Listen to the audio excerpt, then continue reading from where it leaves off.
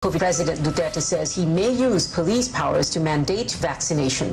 The Commission on Elections is giving in to pressure from lawmakers and various groups. It says it will likely extend voter registration by a month. And the world invasion of K-pop continues as BTS is set to return to the concert stage in the United States with a live audience for the first time in more than 2 years.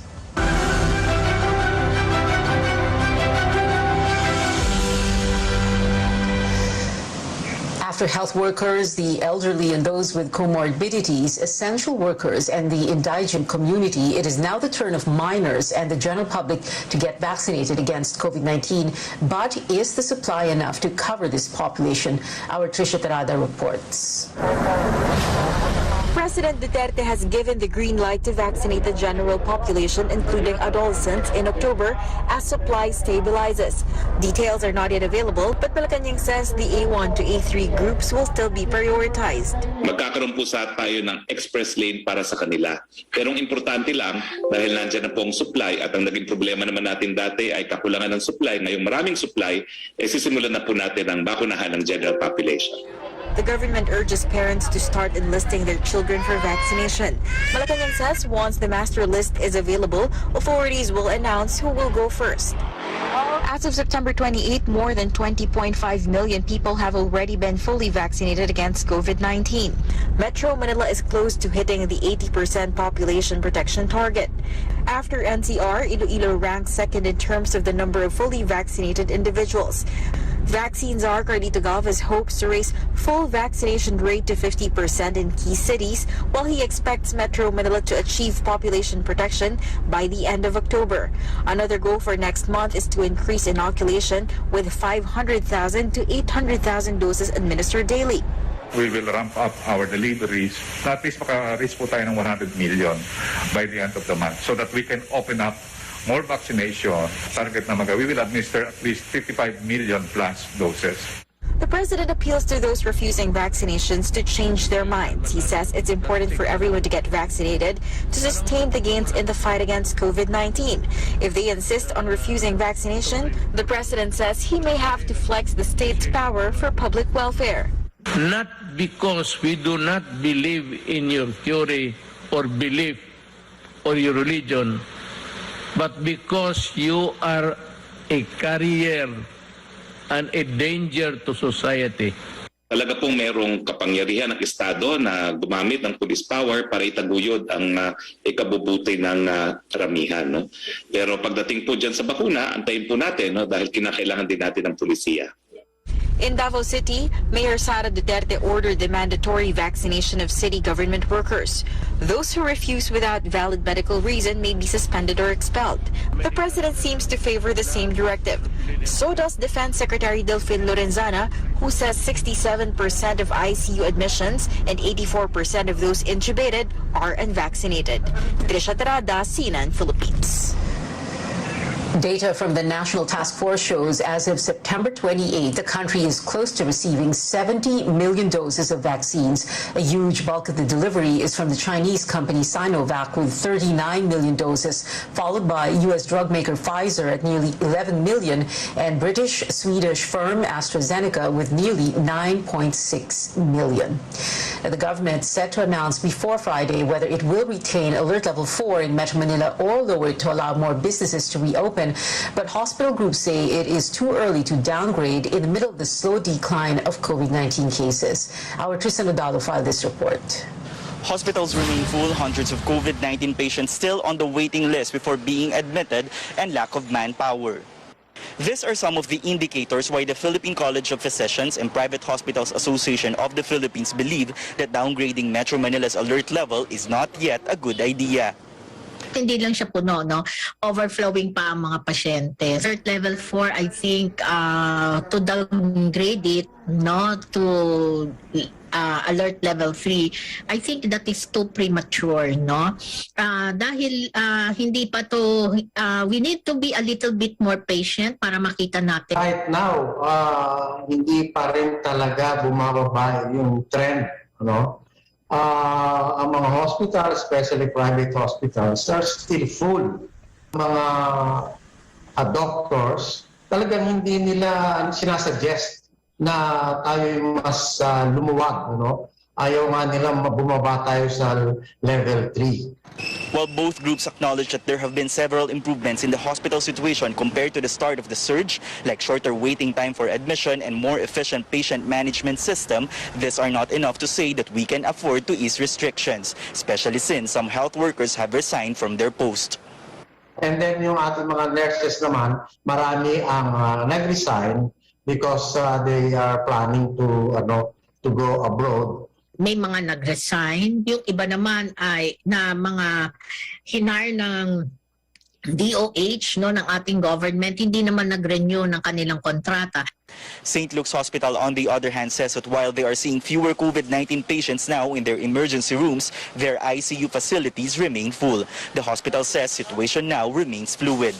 Now, as of this moment, we have already rooms for our general nursing units, not the ICU. I would like to just inform everyone our ICU beds are still full. However, our moderate to severe patients, we can start admitting already.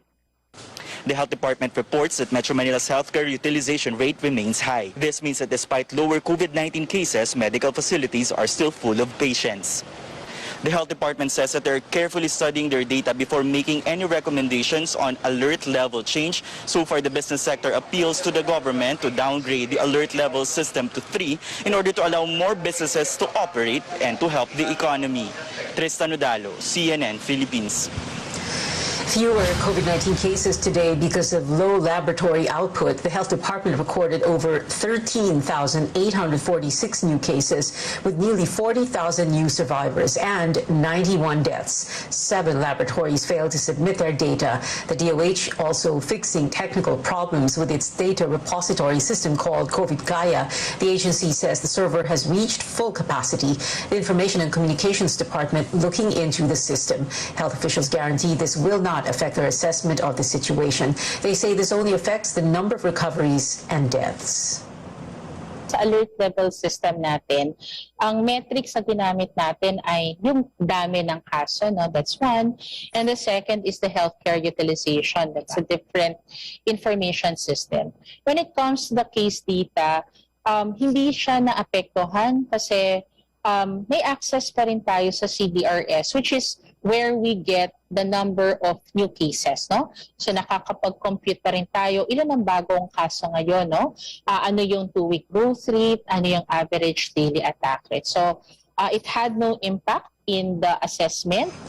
But the University of the Philippines COVID-19 response says the government still needs to polish some data, including contact tracing, hospital utilization, and status of infected medical frontliners. An official of a controversial firm supposedly breaks her silence days after a bombshell revelation at a Senate probe. Members of the media received copies of a statement from Pharmalee's communications arm. The email contained a screenshot showing that the statement was supposedly sent by Crizel Mago this afternoon. CNN Philippines cannot independently verify if the signed statement was made by Mago. Senator Richard Gordon said the Senate did not receive it. In the statement, Mago supposedly apologizes for going off-radar after a testimony that Pharmalee swindled government by tampering with the expiration dates of face shields procured using public funds. It said, or the statement said, Mago needed some time to think because she felt pressured by the Senate probe. The statement also read that Mago was never threatened by anyone from Pharmalee. It assured that Mago would continue to cooperate in the legislative inquiry. A lawyer of Pharmalee Director Lincoln Ong is crying foul, saying he is unable to contact his client, who is under Senate detention. Ferdinand Topacio says Ong is facing mental torture. Footage released by the Senate today shows Ong taking a morning walk in the Senate premises. Gordon earlier threatened to cite Topacio in contempt after the lawyer said the Blue Ribbon panel is turning into a kangaroo court. Is it written unless I woke up in Thailand this morning that you cannot criticize an institution or a public official? Last time I looked, that right was right there in the Constitution. So this is getting really ridiculous, and that only goes to show that they are a kangaroo court. And I will repeat this again, the Senate Blue Ribbon Committee under the leadership of Senator Richard Gordon is turning into a kangaroo court. It is a kangaroo court. Now, please, Mr. Gordon, if you have legal basis to cite me in contempt, please do so now. Gordon advises Topacio to instead try to help the Senate not be distracted by sideshows. Coming up on Newsnight, more bodies retrieved following a tragedy at a waterfalls in Cebu, and lawmakers are confident the COMELEC will heed calls to extend the voter registration period. Details next. Stay with us.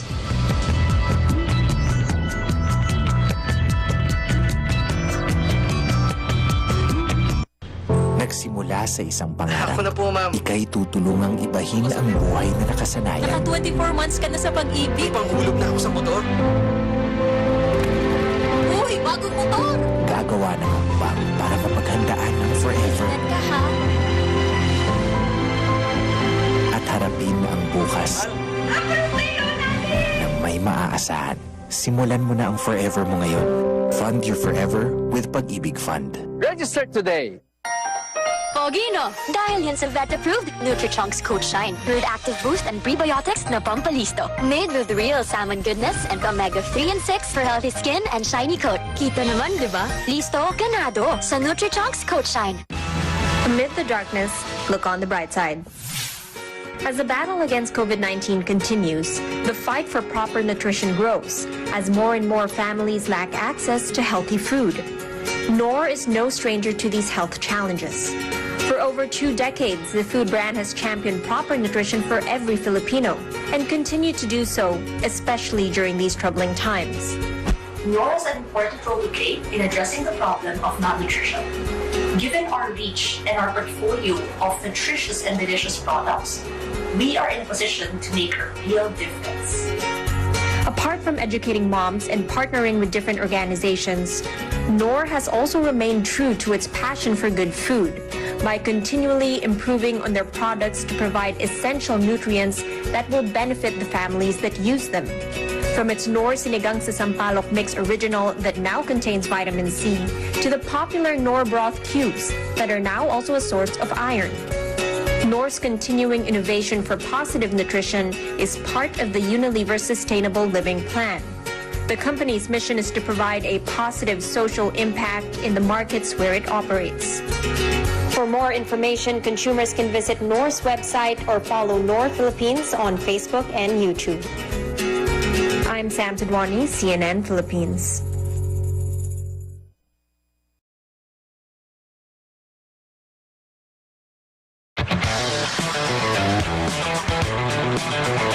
I have about an hour before my next appointment, so I'm going to stop by my regular auto care center and get the car checked up, maybe even an oil change.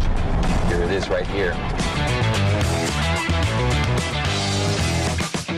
Hi. Good day, sir. Welcome to Petron Car Care Center. Thank you very much. I just want an oil change, please. Sir, you go to Petron Engine Oil Redex. You got it. What I love about Petron Car Care Center is they offer a full range of automotive repair and maintenance service, from lubrication, tune-ups, even tire and electrical maintenance and repairs. Any care your car needs is right in here, so it's hassle-free and convenient. Their outlets nationwide have highly skilled technicians who use state-of-the-art tools and equipment to keep your vehicle in tip-top condition. So expect expert solutions to your concerns and effectual service from their staff. So how's it going, Kuya? Good. With Petron's extensive range of internationally accredited lubricants, both mineral and fully synthetic, the Car Care Center over here, which is your automotive fluid specialist, is your one-stop shop for all your lubricants. Now, it's necessary to have checks and regular oil changes because this has a significant impact on your engine's performance. This is why it's so important to use quality engine oils that are designed to provide ultimate engine protection. Formulated with dynamic cleaning technology that promotes superior engine cleanliness for a more efficient and longer engine life, Petron RevX is my top choice. It has an outstanding oxidation resistance to keep your car's engine healthy and perform exceptionally good. First-rate cleanliness, protection, and maintenance. It's all guaranteed here at Petron. Petron, may kasabay sa lakbay.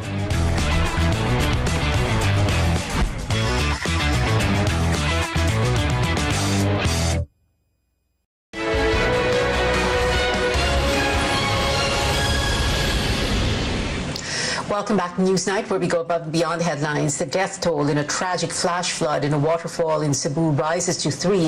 Authorities said they recovered 2 bodies along the river early this morning. They were identified as 32-year-old Giselle Alastra and her 7-year-old daughter. The 2 had been missing since Sunday afternoon. They were among several enjoying a day out at Tinubdan Falls in Katmon town when a flash flood happened. The area was earlier eyed as a tourist destination, pending guidelines for its opening. A probe is underway to find out how people were able to access the falls.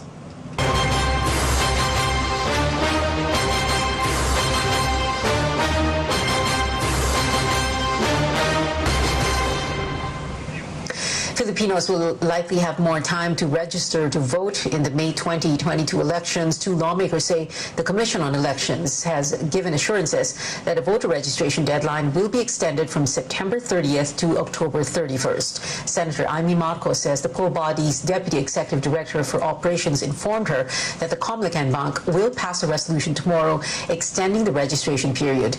Marcos chairs the Electoral Reforms Committee. Surigao del Norte Representative Francisco Jose Matugas, who sponsors COMEX's budget, also confirming the adjusted deadline during plenary debates on the proposed 2022 National Spending Plan. COMEX spokesman James Jimenez earlier told reporters the poll body will likely grant an extension. It earlier rejected requests from lawmakers and various groups, saying a later deadline would delay preparations for the elections. COMEX plans to limit voters assigned per precinct to observe physical distancing, but first it needs to finalize the total number of voters to determine how many precincts will be needed. Meantime, Filipinos continue to crowd registration sites, still hoping to participate in next year's elections. George Quiles shows us the situation at one site in Manila. People flock in this mall in Manila 2 days before the deadline of the voter registration. With the overwhelming number of people arriving, COMELEC Manila decided to accommodate those who arrived only until 8 a.m.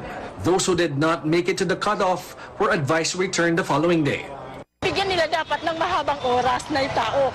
Kahit hindi na 200, bigyan nila ng lahat para matapos kasi interesado mga tao lahat lumoto. Yung mga inabutan namin ng cut-off, ang ginagawa po namin sa kanila, kukunin namin yung pangalan nila,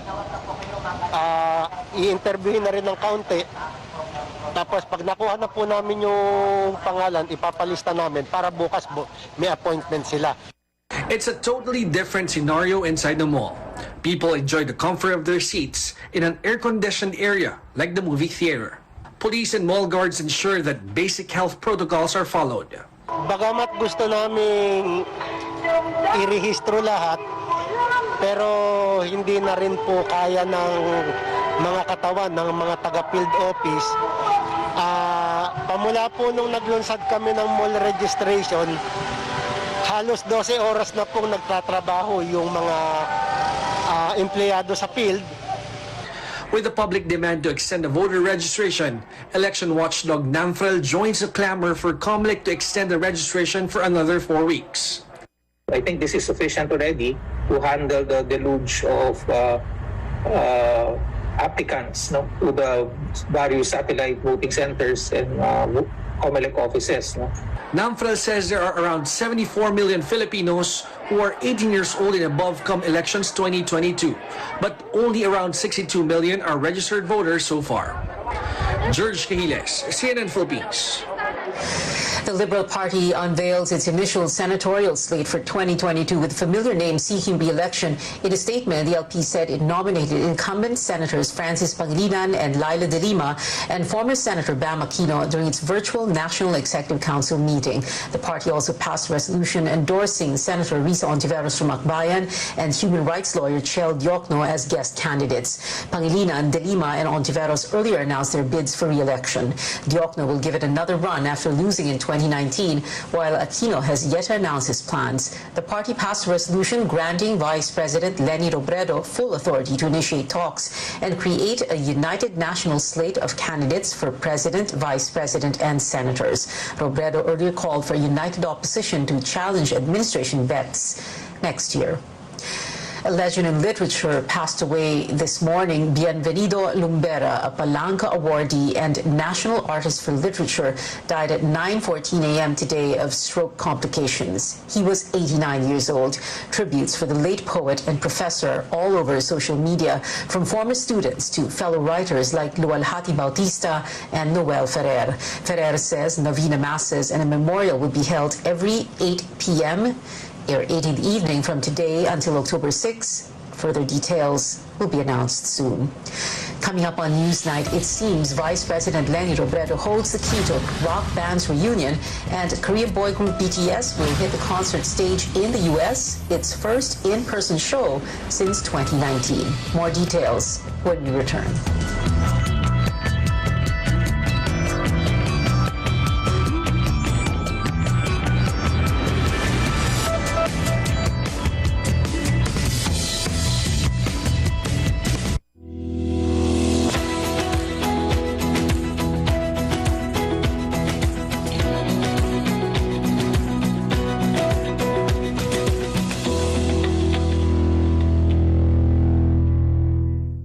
Muna na po ako. Okay, ingat po. Araw-araw, tayo ay hinahamon na mabuhay ng tapat at may integridad. Sobrang sukli. Dahil ang mapagkakatiwalaan sa maliit na bagay, Miss, wallet niyo po. ay mapagkakatiwalaan din sa malaking bagay. Pero ang mandaraya sa maliit na bagay ay mandaraya rin sa malaking bagay.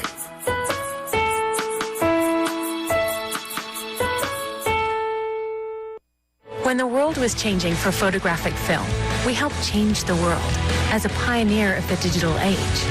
In healthcare, we're revolutionizing diagnostics by applying our AI technology.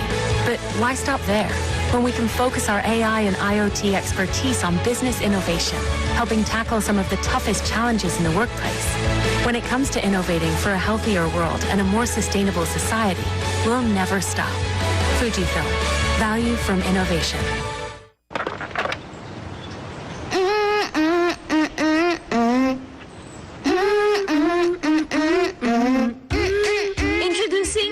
Magnolia Mayo. May choice ingredients na tatak Magnolia. At may tamang blend ng tamis-asim sarap. To make kids go, try nyo!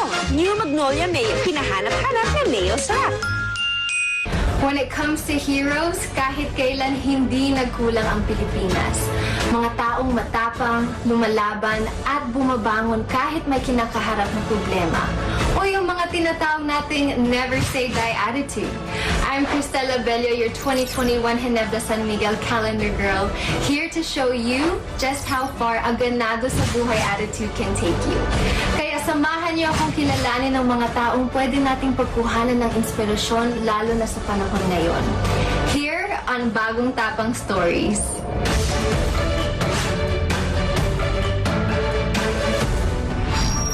Comes at the most unexpected time from the most unexpected places. And for filmmaker Peter Polillo, it came when he and his wife were struggling to survive during the pandemic. Dati, sunod-sunod ang pag-shoot ng commercials, wedding videos, at iba pa. Pero dahil sa COVID-19, he lost his source of income. Pati ang kanyang asawa na empleyado ng isang manufacturing company ay nawalan din ng trabaho. While others might have given up, Peter did not. Ginastos niya ang kanyang savings. Binenta na rin niya ang kanyang kotse at camera equipment. Tinulungan pa si Peter ng kanyang boss na nagbigay sa kanya ng pagkakataong bumangon. Nagtayo siya ng isang milk tea business at within 2 months, 6 branches at 4 franchises na ang milk tea house ni Peter. Nagbigay si Peter ng trabaho sa mga out-of-school youth at iba pang hindi makahanap ng pagkakakitaan sa oras na ito. He also started the 10 Drinks, 10 Hospitals project na nagbibigay sa COVID-19 frontliners ng libreng milk tea. With just a little bit of help, Peter went from being in debt to being a success story. Everywhere in the Philippines, there's an unsung hero whose story is just waiting to be told. Just goes to show that even in our day-to-day life, anyone can embody that bagong tapang spirit. I'm Cristela Bello, your 2021 GSM Calendar Girl. See you next time for more stories na nagpapakita na kahit may bagong hamon sa buhay, may bagong tapang sa One Ginebra Nation.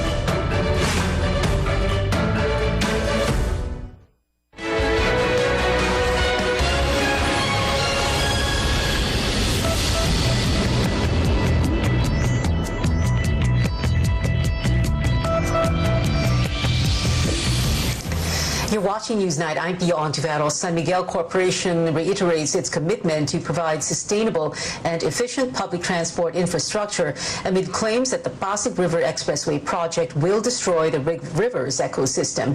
SMC President and CEO Ramon Ang says the company is holding consultations with various stakeholders and addressing all valid concerns. Ang refutes assumptions that Parex will do more harm than good for the Pasig River, citing the conglomerate's massive efforts to clean up the river system by allotting 2 billion pesos to remove 3 million metric tons of waste. He also rejects claims that Parex will worsen pollution. Ang explains the project's well-designed infrastructure will decongest cities, make trips faster and more economical, and help reduce air pollution caused by hours of traffic jams. He also clarifies SMC only had initial talks with Master Planner June Palafox's group and that no formal engagement has been reached yet. Now, for Eraserhead fans who are waiting for that long-anticipated reunion, you don't have to worry because there ain't no need to hurry. That is, unless you are Vice President Leni Robredo. Replying to a question on Twitter about the group coming back together, the Opium Band's lead vocalist, Eli Buendia, said that it is possible if Robredo runs in the 2022 polls. Responding to a post about Buendia's tweet, Robredo shot an ambiguous reply of 3 runner emojis. Buendia later tweeted a disclaimer that his political opinions do not reflect that of other Eraserheads members. Filing for certificates of candidacy is set on for October 1 to 8. As of today, the Vice President has yet to announce plans to run in next year's elections. In entertainment, shortly after Inigo Pascual's casting in Fox's next musical drama, another Filipino will be part of the ensemble of an American series. Broadway star Lea Salonga is joining Pretty Little Liars, the original Sin, the remake of a 2010 hit TV program. She announced the news on her Instagram page, sharing that she will be playing one of the mothers on the show. Salonga is set to star as Elodie in the suspenseful reboot series, which will stream on HBO Max. And before we go, 7 K-pop icons are coming back on stage for their first online concert in over 2 years. BTS will perform at an in-person event in Los Angeles, California on November 27 and 28 and on December 1 and 2. But fans who can't make it to the face-to-face gigs still have a chance to hear some of the group's newest hit singles live. The Permission to Dance on Stage online show will stream on October 24, over a month earlier than the physical production.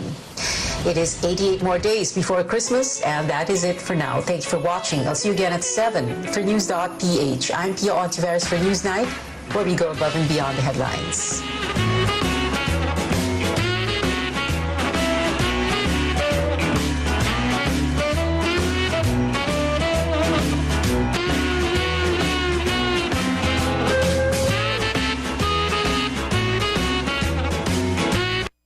This program is brought to you by... This program is brought...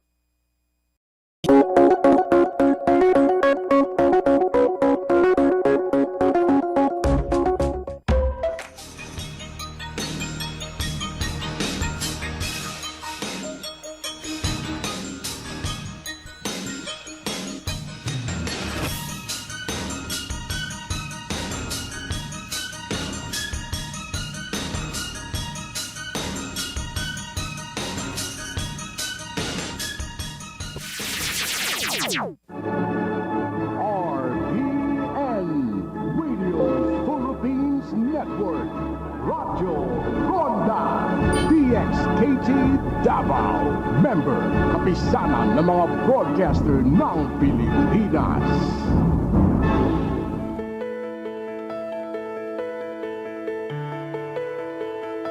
Experts say more than 65% of people around the world are lactose intolerant. This means they're unable to digest the sugar in milk and other dairy products, which is known as lactose. Now, as a result, individuals with this condition experience cramps, bloating, nausea, and even diarrhea, which are mostly harmless, but they can be very uncomfortable and inconvenient. On the program today, we'll find out how lactose intolerance can be managed. I'm Dr. Freddy Gomez, and you're watching MedTalk Health Talk on CNN Philippines.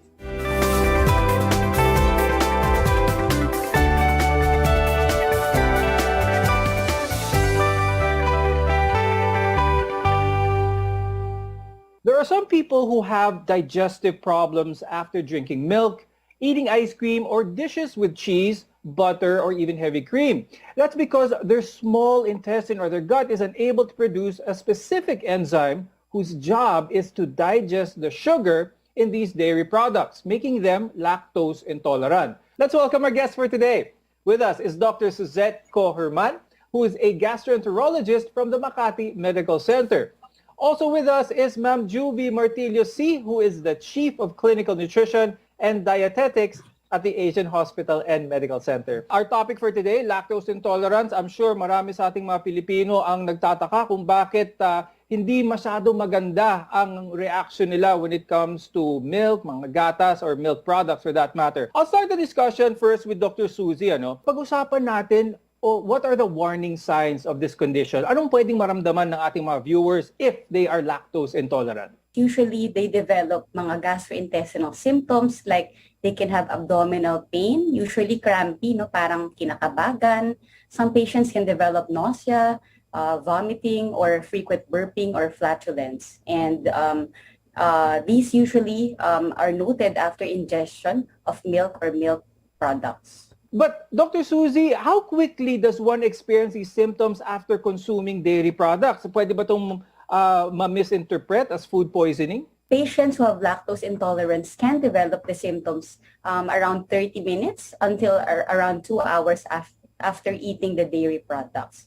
And sometimes the severity of the symptoms can also depend on the amount of lactose that they ingest or that they drink. So if very minimal lang yung amount that they were able to drink or ingest in their diet, then the symptoms could be very mild, like maybe only bloatedness. However, if they ingest a lot more food that contains more lactose products, then the symptoms can be more severe. Pagdating sa mga tao na prone to lactose intolerance, meron bang group of people na mas mataas ang likelihood na lactose intolerant sila? Literature would say it's common depending also on the race. So tayo, Asians, are actually more common to develop lactose intolerance. Ma'am Juvie, can people actually develop lactose intolerant over time? Kumbaga habang tumatanda sila, doon lang nila nararamdaman ang simptomas ng lactose intolerance. Meron kasi tayong enzymes na tinatawag na nagbe-breakdown ng milk sugar. So kasi yung katawan natin, kailangan lang ma-absorb ang glucose. So kailangan i-break yun na wala tayong minsan kulang tayo sa enzymes na yon or lactase para sa milk sugar. So habang tumatanda, nababawasan tayo ng lactase. So nagkakaroon na rin tayo ng lactose intolerance. So meron din namang related sa disease, yun yung tinatawag nating yung celiac disease or related sa mga intestinal diseases na nagli-lead na rin sa lactose intolerance, yung mga complications or mga signs and symptoms. And meron din sa mga kids or infants na it would be congenital and developmental. So yun yung may talagang total absence ng lactase. So kaya nagkakaroon tayo ng mga lactose intolerances depende sa mga reasons or root cause. Ngayon, Dr. Suzy, is it possible to actually sensitize your gut or pwede bang ma-outgrow itong lactose intolerance? According to some studies, yes, we can also do sensitization, like you can try to ingest small doses of lactose in your body, and usually some patients are able to tolerate small doses of lactose and they are able to tolerate it with minimal or no symptoms. Dr. Suzy, explain natin itong process na to, no? What happens but exactly to the body kapag merong isang taong kumain ng let's say ice cream, for example, or uminom ng gatas? Ano ba yung nangyayari sa katawan? It just means na kulang sila nung lactase na enzyme. And the lactase is usually found in our duodenum or small intestine. So without any lactase, the lactose which is found in the milk or dairy products is not digested. Yung lactose is fermented or metabolized by our intestinal bacteria. And the intestinal bacteria, when it ferments the lactose in the colon, this produces yung mga gas dun sa ating bituka. That's why we develop cramping, abdominal pain, and also yung unabsorbed sugar from the lactose is also causing increased flow of water into the intestine. That's why some patients can also have diarrhea. Ma'am Juvie, you mentioned this a little bit earlier, how there could be a number of reasons kung bakit ang katawan natin isn't producing enough lactase. Pag-usapan ulit natin yon para maliwanagan yung ating mga viewers with this. Related po talaga, may mga by genetics po yan sa family, kung talaga pong inherited po yung condition ng lactose intolerance. Meron din po yun as mentioned na sa infant pa lang, because of during pregnancy, nagkakaroon tayo ng late ng production ng lactase or enzymes. Meron naman, as we grow old, meron naman tayong normal level ng lactase to have this role na mag-breakdown ng lactose natin na kinakain natin sa mga milk and dairy products. Pero because of our age, talagang nagde-decline ang production ng enzymes. While your lactase production can decrease over time, it's possible to be born actually with little to no lactase at all. Now, this is a rare type that's passed on from generation to generation called congenital or developmental lactose intolerant. Dr. Susie, is this common in the Philippines? What does a patient who does not have lactase at all, what type of symptoms will they have? This is what you call yung congenital lactase deficiency. Actually, this is a very rare condition. So, and it's characterized by an absence, meaning wala talaga silang lactase activity in the small intestine. So, they don't produce lactase at birth. So, these are most common sa mga babies, syempre, because it's congenital. Even as early as infants, they already present with lactose intolerance. And sometimes these patients develop failure to thrive because of the deficiency. No? Hindi nila matolerate yung mga milk from their mommies. If you notice the telltale signs of lactose intolerance after drinking milk or having dairy, it might be time to schedule a doctor's visit. Now, we'll tell you what to expect and the best ways to prevent lactose intolerance when we return. So stay with us on MedTalk Health Talk. We're your partner in healthcare. This is CNN Philippines.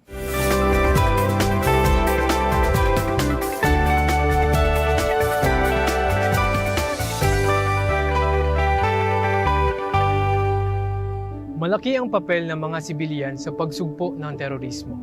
Isa na dito ay ang pagsasabuhay ng tinatawag na culture of security. Ano nga ba ang culture of security? May nakita? Dapat magsalita. Sa culture of security, tandaan natin ang 4 na bagay: volunteer, report, remind, at participate. Makipag-ugnayan sa Task Force Davao, idaya lang 0917-131-4333, 0999-227-1111 at 082-224-0911. Narito na ang pag-asa. Narito na ang bakuna. Pag nagpabakuna at patuloy pa ring nagmask, hugas at iwas, lalong maiingatan ang sarili at ang kapwa para unti-unti nating mabalikan ang buhay na kinasasabikan.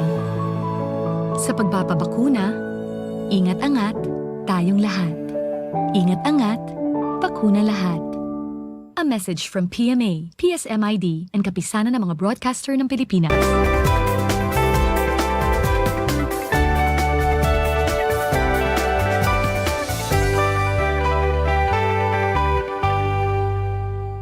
I'm Dr. Freddy Gomez, and this is MedTalk Health Talk on CNN Philippines. Now, many adults experience bloating, cramps, diarrhea, or even vomiting after drinking milk or eating milk products. Today, we'll walk you through what you need to do about it. Let's discuss pag-diagnose ng lactose intolerance, because the first step, as recommended, is to try cutting it from your diet. Now, if your symptoms ease after a day or two, it's more likely that you're lactose intolerant. And your doctor can confirm this diagnosis with actually a few tests. Pag-usapan natin yon na Dr. Suzette, kung ano ba ang if you have suspicion of your patient being lactose intolerant, what are some of the definitive tests for this? You do the hydrogen breath test. So you take it after an overnight fast. So you do it in the hospital. This is a non-invasive test. So ang gagawin is when you go to the hospital after fasting, you're given 25 grams of lactose and then you swallow it with water. And syempre, if you cannot tolerate the lactose,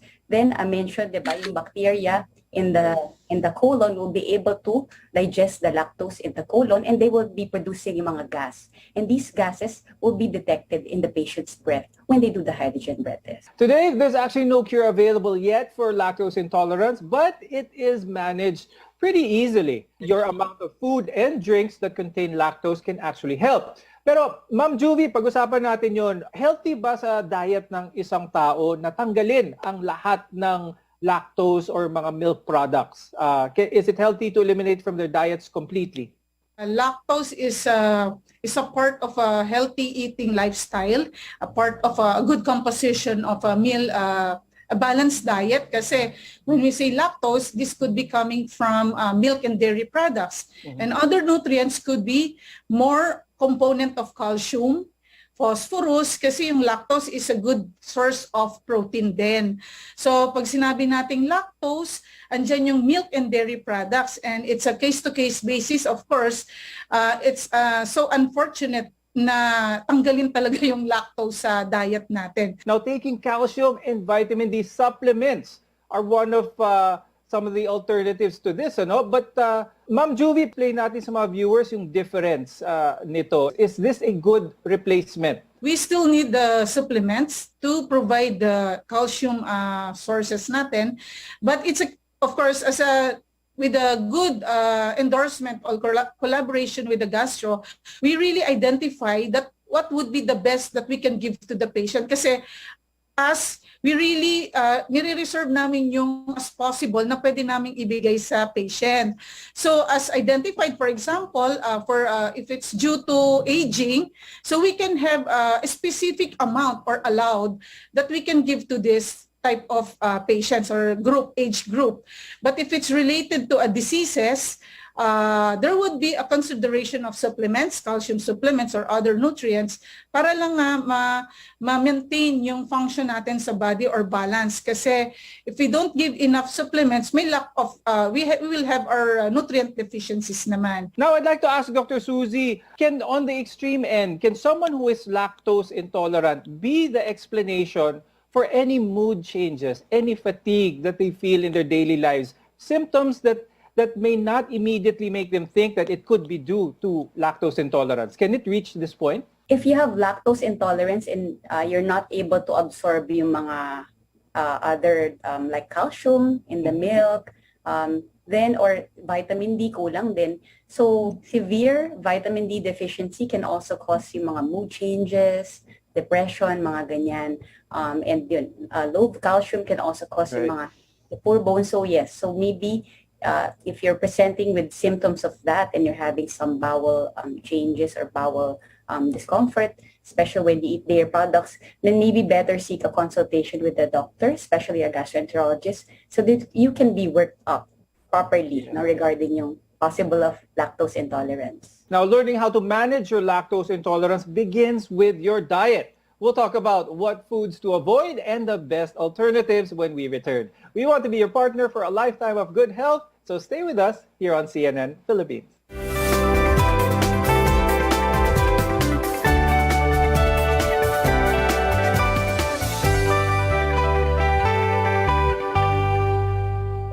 Narito na ang pag-asa.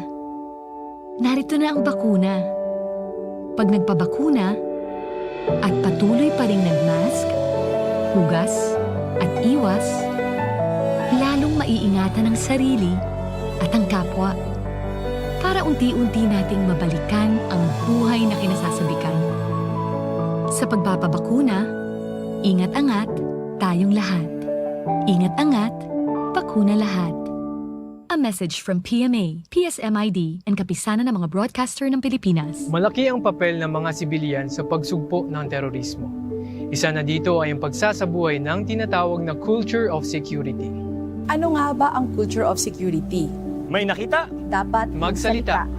Sa culture of security, tandaan natin ang 4 na bagay: volunteer, report, remind, at participate. Makipag-ugnayan sa Task Force Davao, idaya lang 0917-131-4333, 0999-227-1111 at 082-224-0911.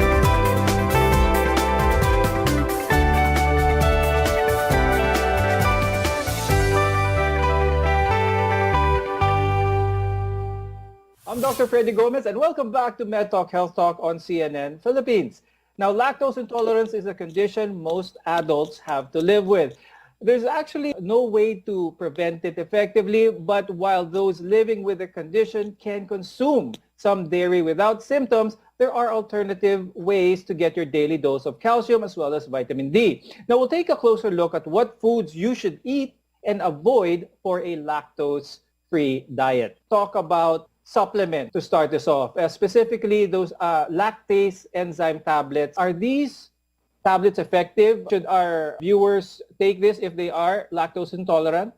So there are commercially available preparations for enzyme replacement, like tablet form or a liquid form.